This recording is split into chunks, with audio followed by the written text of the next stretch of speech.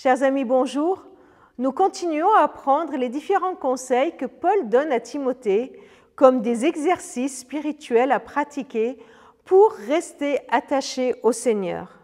Aujourd'hui, nous prendrons 1 Timothée chapitre 4, verset 13. En attendant que je vienne, applique-toi à lire publiquement l'Écriture, à encourager et à enseigner. Dans ce verset très court, il y a d'abord cet ordre qui est donné, cette injonction qui est donnée, applique-toi. Paul est en train de dire à Timothée que quand nous voulons vivre cet attachement au Seigneur, il faut y mettre de l'application, il faut y mettre du soin. Je ne peux pas faire ça à la légère, je ne peux pas le faire à la va-vite, je ne peux pas le faire comme ça en passant sans y apporter de l'attention. Applique-toi, c'est faire de ton mieux. Applique-toi, c'est rester concentré sur ce qu'on fait. Applique-toi, c'est le faire avec minutie. Mais qu'est-ce que nous avons à faire avec minutie? Eh bien, il dit, lire publiquement l'Écriture, encourager, enseigner. 3 données. La lecture publique de l'Écriture, c'est ce qui se faisait dans le temps, et on voit Jésus faire cela dans les synagogues. Aujourd'hui, c'est moins évident. Je ne sais pas si aujourd'hui, vous aurez l'occasion de lire publiquement l'Écriture.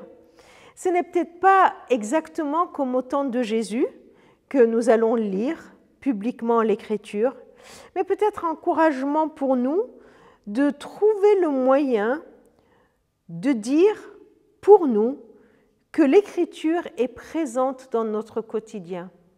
Que cette lecture de la parole, que les enseignements qu'il y a dans la parole puissent devenir publics dans ma vie, publics peut-être dans mon entourage, publics quand je parle à l'un ou à l'autre.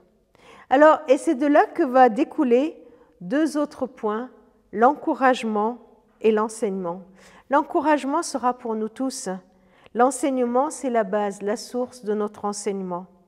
Alors, comment aujourd'hui nous allons nous appliquer pour de lire nous-mêmes, pour nous-mêmes déjà cette écriture et d'y trouver une source d'encouragement et d'enseignement et que nous puissions tout au long de notre journée, dans nos contacts, dans nos paroles les uns avec les autres, nous basant sur les promesses de Dieu, sur la parole de Dieu, que nous puissions en tirer un encouragement pour notre entourage, que nous puissions en tirer un encouragement pour nous et pour toi, que la parole de Dieu t'apporte l'encouragement dont tu as besoin aujourd'hui.